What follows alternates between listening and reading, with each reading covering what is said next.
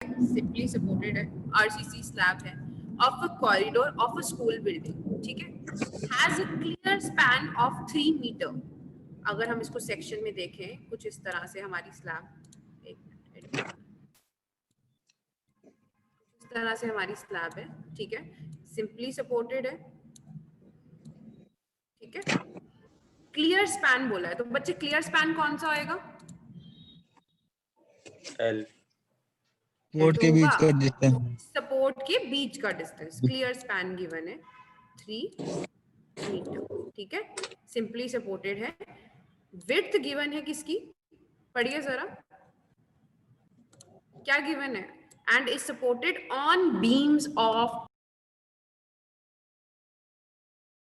Width. तो it means जो ये वाले सपोर्ट्स हैं इनकी डायमेंशंस हमें कितनी गिवन है, 230 mm, समझे ये line, and is supported on beams of 230 mm width. यहां तक डेफिनेशन क्लियर, जो क्वेश्चन में स्टेटमेंट है वो क्लियर हो रही है? Yes ma'am. Yes ma'am.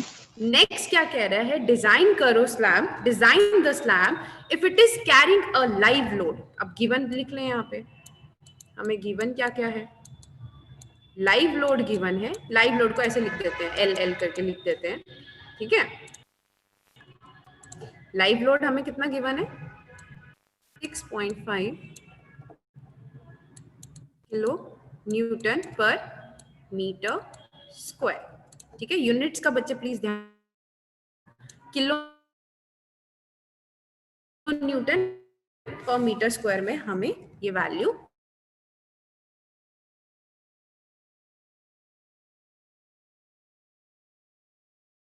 बिल्कुल से एफसी के हमें गिवन है, ठीक है। 20 यूनिट क्या होंगी बच्चे, न्यूटन पर एमएम स्क्वायर, बिल्कुल से, ठीक है।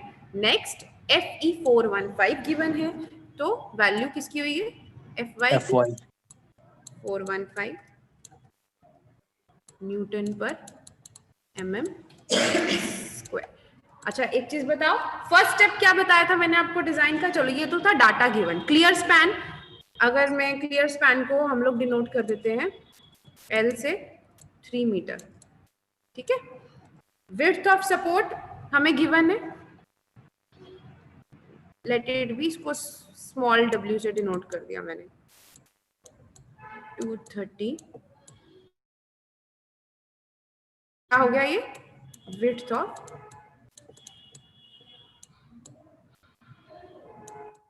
सपोर्ट, ठीक है। अब फर्स्ट स्टेप बताओ, सबसे पहले मैंने क्या बताया था, फर्स्ट स्टेप हमारा जो था वो क्या था कि जब भी हमें डिजाइन करना है, ठीक है, तो हमने क्या एज्यूम करना था, इसको एज अ बीम डिजाइन करना है, एंड स्मॉल स्ट्रिप्स में पूरी स्लैब को चेंज करने के लिए हम लोगों ने इसको क्या कर दिया था, विड्थ क्या एज्यूम करने को बोला था, फर्स्ट स्टेप क्या था, विड्थ एज्यूम करने को बोला था ना, कितनी, स्लैब की जो विड्थ 1 मीटर, बिल्कुल सही। तो हम इसको स्मॉल b से लिख देते हैं 1 मीटर, स्मॉल b क्या हो गया, विड्थ ऑफ स्लैब क्या हो गई हमारी, डेफिनेशन पढ़ी कल मैंने आप लोगों से पूछा था कि अब मेरे को ये बताओ आप लोगों को इस क्वेश्चन में कैसे पता चलेगा कि ये 1 वे स्लैब है कि 2 वे स्लैब है। हमें एक सिंगल डायमेंशन गिवन है, ठीक है, स्लैब का क्लियर स्पैन गिवन है, कोई ये नहीं गिवन कि उसकी लॉन्गिट्यूडनल डायमेंशन कितनी है, मतलब लार्जर स्पैन कितना है, शॉर्ट स्पैन कितना है, कुछ नहीं गिवन, सिर्फ एक सिंगल स्पैन गिवन है। तो कैसे पता चलेगा ये कौन सी स्लैब है, बताओ। कल फनिश मैंने आपसे यही क्वेश्चन सेम पूछा था, कल मैंने बाद में बताया भी था, बिल्कुल सही, क्योंकि ये सिंपली सपोर्टेड है और 2 सपोर्ट है, ठीक है, 1 वे स्लैब में। अगर यही चारों साइड से सपोर्टेड होती तो कौन सी हो जाती, 2 वे स्लैब, 2 वे स्लैब, ठीक है। तो एक ये क्राइटेरिया है। तो ये जो हमारी जो स्लैब है बच्चे, यहाँ पे 2 सपोर्ट्स हैं, एक इधर और एक इधर, क्वेश्चन में गिवन है सपोर्टेड ऑन, यहाँ पे गिवन है ना, सिंपली सपोर्टेड है, RCC slab supported on beams of 230 mm width, simply supported है, ठीक है। और जस्ट बिकॉज ये 2 पैरेलल साइड पे सपोर्टेड है 2 अपोजिट एज में, इसलिए हम इसको क्या एज्यूम करके चल रहे हैं कि ये हमारी जो स्लैब है कैसी है, 1 वे स्लैब है, इसलिए जो डिजाइन है वो कैसे है, 1 वे स्लैब की तरह। और ये सारा डाटा हम लोगों को गिवन है। फर्स्ट स्टेप हमारा ये था कि हमने स्लैब की जो विड्थ थी उसको कितना एज्यूम किया, 1 मीटर। सेक्शन में अगर हमें स्लैब कुछ इस तरह से अगर हम देखें सेक्शन में, ठीक है, क्योंकि हम इसको एज ए बीम, तो हमने जो इसकी ये वाली जो विड्थ ली है दैट इज 1 मीटर एंड ये हमारा क्या हो जाएगा इसकी ओवरऑल डेप्थ। ये हम इसको सामने से देख रहे हैं, अगर ये इसको हम इधर मतलब स्मॉल स्ट्रिप्स में इसको डिजाइन कर रहे हैं ना, तो हम जो इसकी विड्थ लेकर चल रहे हैं दैट इज 1 मीटर लेकर चल रहे हैं जो हमने डिजाइन करनी है। ये हमारी ओवरऑल डेप्थ हो गई। जो भी यहाँ पे रीइंफोर्समेंट आएगी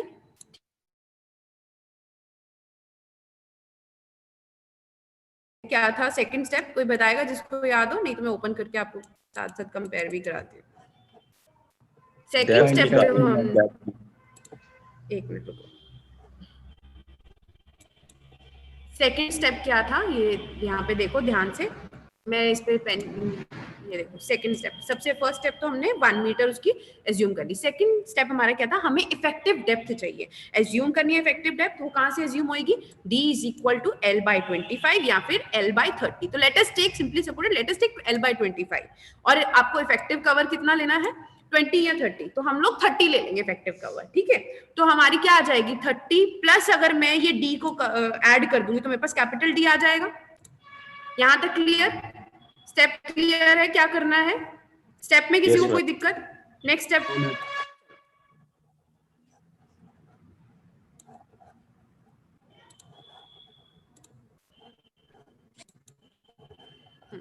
तो हमारा जो सेकंड स्टेप है वो हमें क्या करना है, इफेक्टिव डेप्थ को एज्यूम करना है, जो कि हमने किससे किया, d is equal to l bye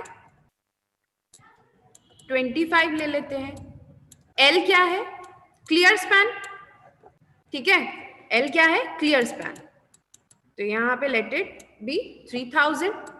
अच्छा हाँ, ये चीज मीटर में है ना, 3 मीटर है, तो मैंने इसको mm में मेरे को डेप्थ चाहिए, ठीक है, जो l बाई 25 है। तो यहाँ पे ये चीज याद रखना, l हमारा mm में होना चाहिए, ठीक है, याद रहेगी ये चीज, it should be in mm।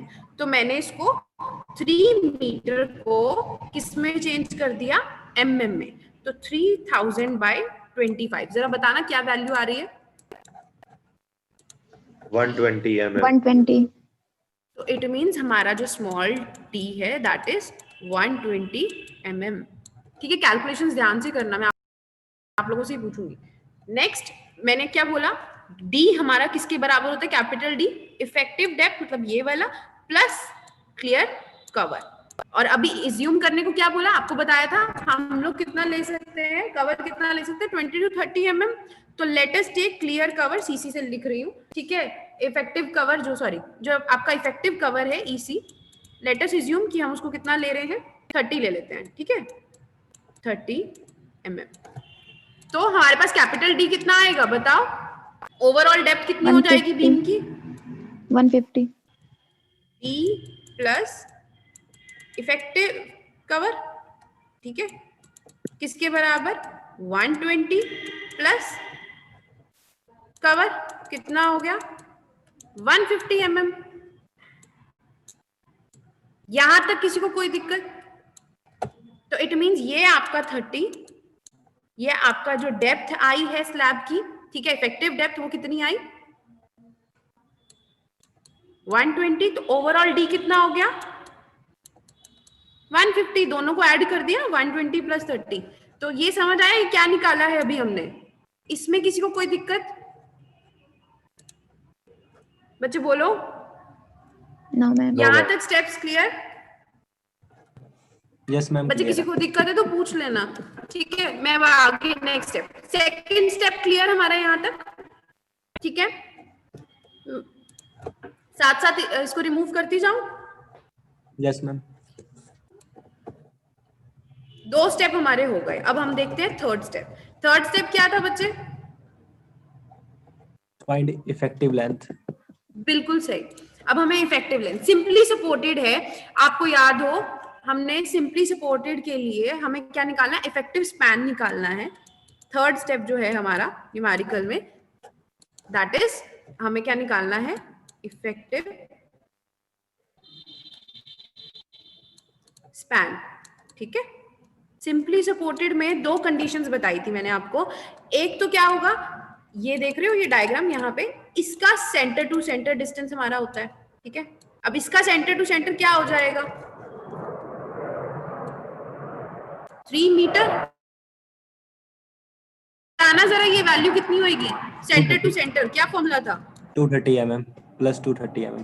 Plus 230। क्यों? क्योंकि आधा ये डायमेंशन, आधी ये डायमेंशन इसका सेंटर, ठीक है। जब हाफ हाफ करोगे तो ओवरऑल प्लस पूरी डायमेंशन हो जाएगी ना ये, तो इसलिए यस 3 प्लस 230, ये 230 mm है, तो इसलिए मैं इसको 0.230 लिख दूं। इसको मैंने मीटर में कन्वर्ट करेंगे। आई होप मीटर और mm वाली कन्वर्जन मेरे को ये बार बार ना बतानी पड़े, ठीक है, इतने न्यूमेरिकल्स करते हो, ठीक है। तो ये 0.230 लिखा है मैंने, ठीक है, क्योंकि ये यहाँ पे mm में गिवन है। mm को मैंने मीटर में किया क्योंकि ये मैं मीटर में ले रही हूँ।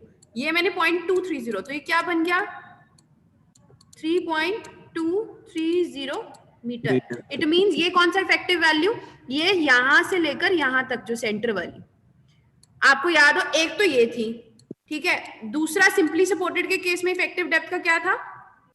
Clear span plus effective depth. Plus effective depth, बिल्कुल सही। तो क्लियर स्पैन अगेन हमारा कितना 3 मीटर प्लस अभी इफेक्टिव डेप्थ निकाली है, कितनी निकाली है 120 निकाला, 120 mm है। तो अगेन इसको किस में कर दो कन्वर्ट, मीटर में। तो ये क्या बन गया 3.1 मीटर। जरा याद कीजिए आपको क्या बोला था, इफेक्टिव स्पैन इन दोनों में से जो लीस्ट वैल्यू होगी वो हमारा क्या होगा, सिंपली सपोर्टेड के केस में क्या होगा, वो इफेक्टिव स्पैन वो होगा। दोनों में से कम वैल्यू कौन सी है, इन दोनों में से कम वाली वैल्यू कौन सी है, नीचे वाली, ये वाली ना। तो हमारा जो इफेक्टिव स्पैन है स्मॉल l, जो हमने कैलकुलेशन में यूज करना है, that is 3.120 metre. Third step done. पहला स्टेप क्या था, 1 मीटर एज्यूम करी, दूसरा d निकाला, एज्यूम d निकाला, कितना आया 120। थर्ड स्टेप क्या था, इफेक्टिव स्पैन। एक तो ये था centre to centre of support, दूसरा क्या था clear span plus small d। दोनों में से जो वैल्यू छोटी थी हमें वो पिक करनी, ठीक है, एज पर कोड। नहीं याद तो आपको मैंने हैंड रिटन में ये पूरा दिखाया हुआ था, रुको अगर नहीं याद तो I can show you also कि ये क्यों किया।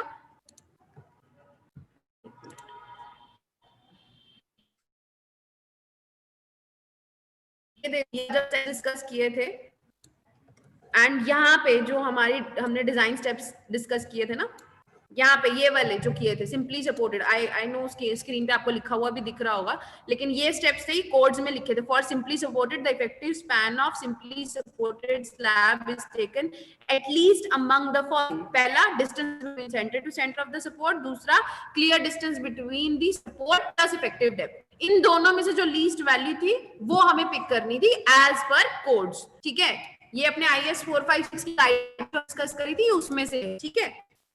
Now get back to the numerical. Third step में यहाँ तक किसी को कोई थर्ड स्टेप तक किसी को कुछ पूछना हो? No ma'am. Okay, let us go to fourth step. अब देखो हमारे पास इफेक्टिव स्पैन आ गया, डेप्थ आ गई, सब कुछ आ गया। अब हमें चाहिए क्या है, फोर्थ स्टेप कोई याद हो किसी को, क्या था? लोड निकालेंगे तभी कैलकुलेशन होगी ना, हमें लोड चाहिए, फैक्टर्ड लोड चाहिए, डिजाइन लोड चाहिए। तो क्या है fourth step, factored design load, जिसको हम लोग WU से करते हैं। और ये लोड कौन सा है, ये UDL है जो किस पे एक्ट करेगा, स्लैब के ऊपर, हमें ये चाहिए। और मैंने आपको क्या बताया था, ये किसका कॉम्बिनेशन होता है, live load plus dead load, जो भी हमें क्वेश्चन में लोड गिवन है। अब ध्यान से देखो, क्वेश्चन में लाइव लोड तो हमें गिवन है, कितना गिवन है बताओ, लाइव लोड क्वेश्चन में गिवन था, ये ऊपर देखो ये लिखा हुआ है, लाइव लोड 6.5 किलो न्यूटन पर मीटर स्क्वायर, ये लिखा है। Design the slab if it is carrying a live load of 6.5 kilo newton पर मीटर स्क्वायर, क्वेश्चन में गिवन है। तो अब अगर लाइव लोड क्वेश्चन में गिवन है कितना 6.5 ऑन स्लैब जो एक्ट कर रहा है किलो न्यूटन पर मीटर स्क्वायर, हमें क्या चाहिए, ये तो हमें गिवन किलो न्यूटन पर मीटर स्क्वायर। लेकिन ये स्लैब के ऊपर ओवरऑल गिवन है, तो हमें क्या चाहिए, हमें वो लोड चाहिए कि ये तो पूरी स्लैब का गिवन है ना, तो हमें किसके लिए, इस 1 मीटर के लिए चाहिए, क्योंकि हम जो डिजाइन कर रहे हैं कितनी विड्थ के लिए कर रहे हैं, इस स्लैब को हम छोटी छोटी स्ट्रिप्स में 1 मीटर की उसके लिए कर रहे हैं, है ना, 1 मीटर विड्थ के लिए कर रहे हैं। तो इसको हमने क्या कर दिया, इनटू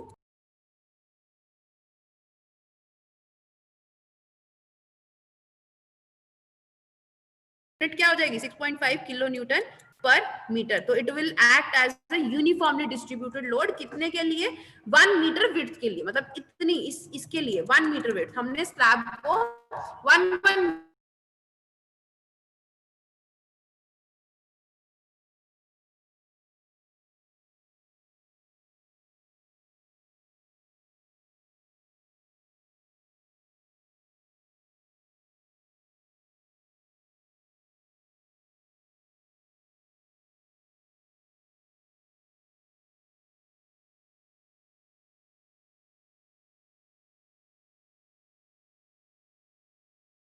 है। आज यूनिट वेट कितना होता है, 25 किलो न्यूटन, 25 किलो न्यूटन पर 25 मीटर किलो न्यूटन पर पर मीटर मीटर क्यूब। क्यूब। तो let us right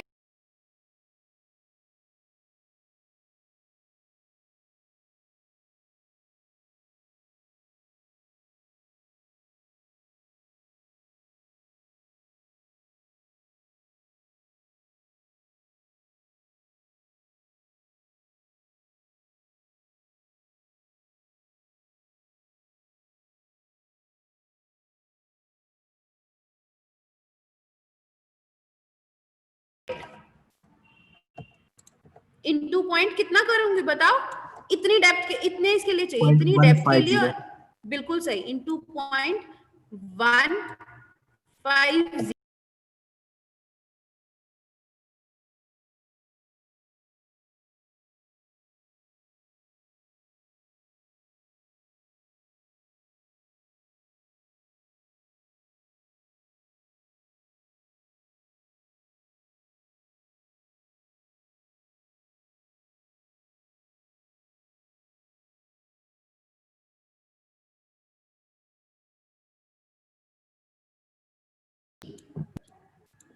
three 3750 Newton पर मीटर।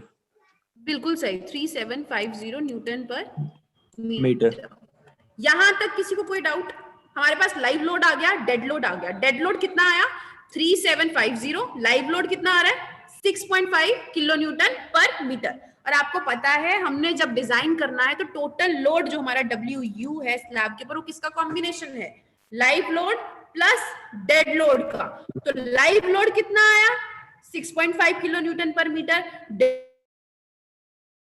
लोड स्लैब का भी निकाला, कितना आया 3750। तो दोनों का सम करिए जरा, कितना आएगा। मैम एक बार डेड लोड बताना मैम। डेड लोड बच्चे क्या होता है, पहले मेरे को ये बताओ।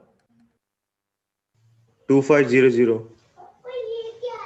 बिल्कुल सही, ठीक है, किसका, RCC का। लेकिन हम जो डिजाइन करते हैं स्लैब को, छोटी एक स्ट्रिप में, पूरी स्लैब को हम स्ट्रिप में कन्वर्ट कर देते हैं, छोटी छोटी स्ट्रिप में, जिसकी विड्थ कितनी होती है 1 मीटर, डेप्थ कितनी है वो तो अभी हमने निकाली 150। तो हमें जो डेड लोड चाहिए वो तो हमें यूनिट वेट गिवन था किसका, RCC का। तो हमें जो डेड लोड चाहिए वो तो उतनी स्ट्रिप के लिए चाहिए ना, जितना हम उसको डिजाइन कर रहे हैं उतनी स्ट्रिप का लोड हमारे पास होना चाहिए, कि एक्चुअल में उतनी स्ट्रिप का, कौन सी स्ट्रिप, इतनी, ये जो इसका क्रॉस सेक्शन है जिसकी विड्थ 1 मीटर, जिसकी डेप्थ कितनी है 150, इतने क्रॉस सेक्शन का जो डेड लोड है वो कितना होगा। जब हमारे पास यूनिट वेट RCC का जो है 2500 न्यूटन पर मीटर क्यूब है, तो मेरे को पर मीटर कितना डेड लोड होगा स्लैब का, इस पूरी लेंथ में पर मीटर कितना होगा, इसको क्रॉस सेक्शनल एरिया से मल्टीप्लाई कर दो, क्योंकि हमें तो इतनी स्ट्रिप के लिए चाहिए ना, ये वाली स्ट्रिप के लिए चाहिए जो हमने छोटी छोटी स्ट्रिप्स में बीम की फॉर्म में कन्वर्ट कर दिया पूरी स्लैब को। क्योंकि इनिशियली क्या बोला था कि 1 मीटर विड्थ की स्लैब हमें डिजाइन करनी है, ठीक है, तो हमने क्या किया, उसके क्रॉस सेक्शनल एरिया से उसको मल्टीप्लाई कर दिया है। क्रॉस सेक्शनल एरिया 0.150, उसकी डेप्थ थी, overall depth capital D, 1 metre क्या था उसकी विड्थ जिसके लिए हम उसको डिजाइन कर रहे हैं, तो इनटू किया इन दोनों से। 0.150 into 1 मीटर, तो हमारे पास क्या आता है, डेड लोड आता है इस पूरे क्रॉस सेक्शन का पर मीटर लेंथ के लिए स्लैब। क्लियर है फनिश? Yes ma'am. ये तो न्यूटन पर मीटर में ये वाली वैल्यू किलो न्यूटन में, तो इसको जरा अगर आपने किलो न्यूटन में ही लिया होता तो किलो न्यूटन में कितनी वैल्यू होती है? 3.75। Yes ma'am. डिवाइड कर दोगे ना 1000 से तो कितना हो जाएगा? न्यूटन को किलो न्यूटन में करोगे, डिवाइड करोगे 1000 से तो कितना हो जाएगा? 3.75 किलो न्यूटन पर मीटर। ठीक है, अब ये जो ओवरऑल लोड हमारा स्लैब के ऊपर लग रहा है वो किसका कॉम्बिनेशन है? Live load plus dead load का। लाइव लोड कितना है? 6.5, तो दोनों को जरा ऐड करो। Live load 6.5 plus dead load कितना आया? 3.75। ऐड करना कितना हुआ? 6.5 प्लस 3.75 10.25 न्यूटन, किलो न्यूटन पर मीटर। सॉरी, किलो न्यूटन पर मीटर। मीटर। तो ओवरऑल जो हमारी स्लैब के ऊपर लोड लग रहा है, मतलब जो यूडीएल लग रहा है वो कितना है? 10.25 किलो न्यूटन पर मीटर। ये तो टोटल निकाला। फैक्टर्ड लोड के लिए हम लोग क्या करते हैं? 1.5 से मल्टीप्लाई। बिल्कुल सही, हमें क्या चाहिए? फैक्टर्ड लोड चाहिए, WU चाहिए, फैक्टर्ड लोड। हमें, मैंने आपको स्टार्टिंग में भी बताया है, जितना लोड होता है उससे हम लोग 1.5 टाइम लेकर चलते हैं, ताकि हमारा जो स्ट्रक्चर हम उसको डिजाइन करें तो उससे थोड़े से ज्यादा लोड के लिए, ताकि वो सेफ रहे। तो हम इंटू 1.5 कर देंगे। 10.25 को इंटू क्या किया? 1.5। कितनी वैल्यू आ रही है? कैलकुलेट करके बताओ। 15.37 किलो न्यूटन पर मीटर। ठीक है, यहां तक किसी को कुछ पूछना है? No, ये हो ma'am. गए आपके टोटल स्टेप 4। ठीक है, क्लियर यहां तक? Yes yes ma'am. Ma'am. Shall I erase it? आगे चले। Yes ma'am.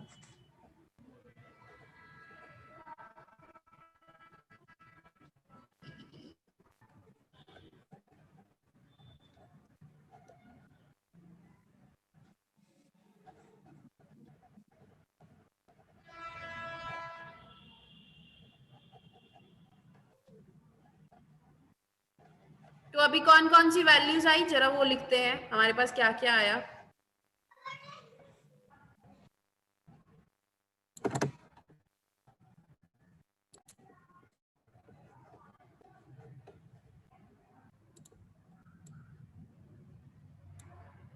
सबसे पहले तो हम जो ये डिजाइन के लिए लेकर चल रहे हैं, कितना लेकर चल रहे हैं? 1 metre equals to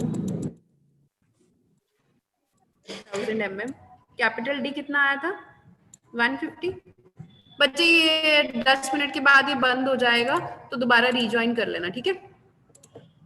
capital D कितना आया था? 150। Small D 120 mm। कवर हम लोगों ने कितना लिया? 30। ठीक है, और अभी हमारा जो WU आया वो कितना आया बताना जरा। 15.375 किलो न्यूटन पर मीटर स्क्वायर। ठीक है,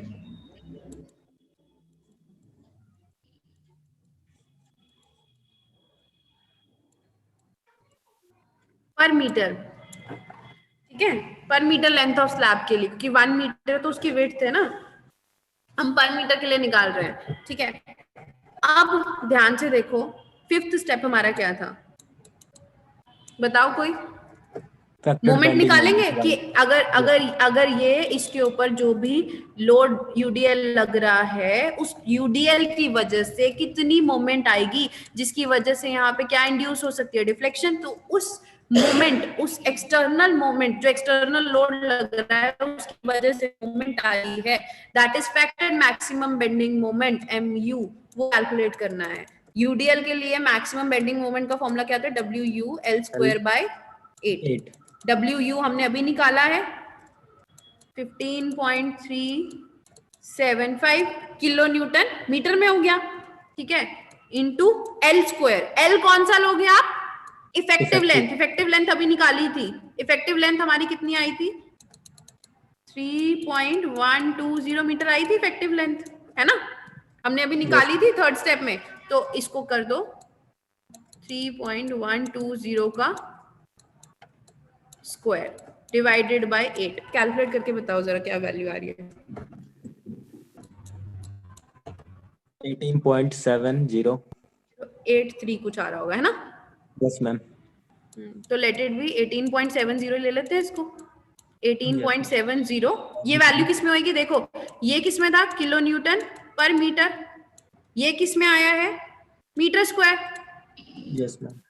तो ये मीटर से ये मीटर कैंसिल हो जाएगा, तो यूनिट क्या बनी? Kilo newton metre. मीटर। ठीक है, ये तो किलो न्यूटन मीटर में हो गया। अब अगला स्टेप के लिए हमें वैल्यूज किस किस में चाहिए? न्यूटन और एमएम में, क्योंकि जो हमने स्टैंडर्ड फॉर्मूला मोमेंट का निकाला था, याद है? जो स्टैंडर्ड फॉर्मूला मोमेंट का निकाला था वो किस में था? न्यूटन और एमएम में थी सारी कैलकुलेशन। तो इसको किलो न्यूटन को जब करोगे न्यूटन में तो इंटू 1000, मीटर को एमएम में करोगे तो अगेन इंटू 1000। तो क्या बनेगा? बिल्कुल सही, 18.70 इंटू 10⁻6 जीरोस है, 10⁻6 कर दे इसको। ठीक है, यस मैम। 18.70 इंटू 10⁻6 यूनिट क्या हो गई अब? Newton MM. एमएम। ठीक है, क्लियर यहां तक? ये तो था Yes, फिफ्थ ma'am. स्टेप। ये कौन सा मोमेंट निकाला है हमने?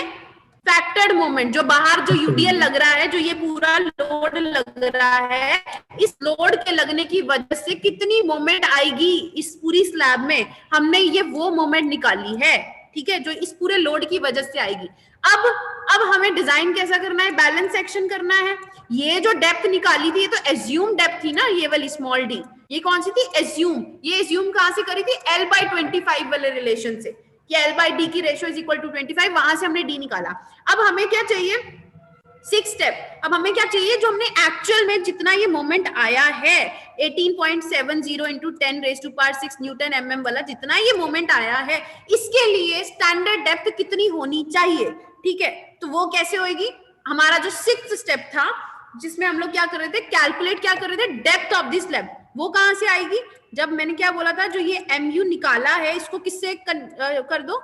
एमयू लिमिटिंग, जो हमारा किसके बराबर होना चाहिए? इसके। तभी बैलेंस सेक्शन होएगा ना, कि जो ये मटेरियल जितनी मोमेंट को रेजिस्ट कर सकता है, उस वो वाली मोमेंट को इक्वेट कर दो जो हमारा लोड आ रहा है। ठीक है, तो हमारी वहां से डेप्थ आ जाएगी। अब ध्यान से देखो, 415 के लिए एमयू लिमिटिंग का फॉर्मूला क्या था? प्लीज बताइए। 0.138 एफसी के बीडी स्क्वायर। बिल्कुल सही, 0.138 एफसी के बीडी एफसी स्क्वायर। के बीडी स्क्वायर। अब एमयू जो हमारा एक्चुअल में मोमेंट लोड की वजह से लग रहा है, उसको यहां पे लिख दो 188.70 इंटू 10⁻6। राजा यूनिट्स किस में है ये ध्यान रखना है, क्योंकि स्टैंडर्ड जो ये हमने फॉर्मूला कैलकुलेट किया था, इसमें हमारी सारी यूनिट किसमें थी? न्यूटन एमएम में। इसीलिए जब इक्वेट करेंगे तो जो यहाँ पे मोमेंट होना चाहिए वो किसमें होना चाहिए? न्यूटन और एमएम में ही होनी चाहिए। तो ये इसीलिए हमने कन्वर्ट किया इसको। तो 18.70 इंटू 10⁻6 न्यूटन एमएम। एफसी के कितना है? 20 न्यूटन पर एमएम स्क्वायर। बी कितना लेकर चल रहे हैं? 1 मीटर। तो मीटर को किस में चेंज कर दोगे? एमएम में। तो कितना हो जाएगा? 1000 एमएम। चाहिए क्या है? डी निकालना है। इस एक्सटर्नल लोड के लिए, इस एक्सटर्नल मोमेंट के लिए कितना डी रखें कि हमारा जो बीम है सेफ हो, और बाद में कंपैरिजन करना था, है ना? तो जरा मेरे को डी कैलकुलेट करके बताओ।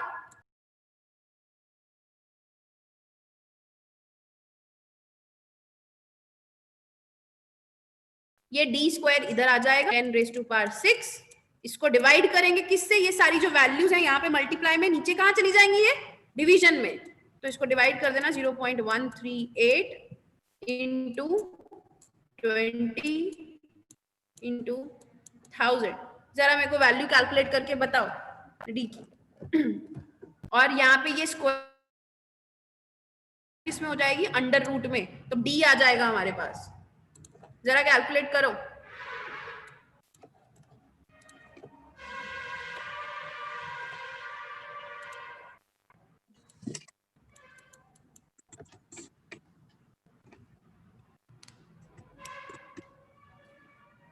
समझ आया? Yes ma'am. ये समझ आया कि किया क्यों है इक्वेट? अब यस मैम, वो इफेक्टिव डेप्थ कंपेयर करनी है। कंपेयर करनी है ना हमें, तो हमें जो एक्चुअल में जो मोमेंट एक्ट कर रहा है बैलेंस सेक्शन के लिए कितनी डेप्थ होनी चाहिए वो कंपेयर करेंगे। मैम 82.31 आ रहा है डी की वैल्यू। बिल्कुल सही, 82.3125 कुछ आएगी वैल्यू। Yes ma'am. आई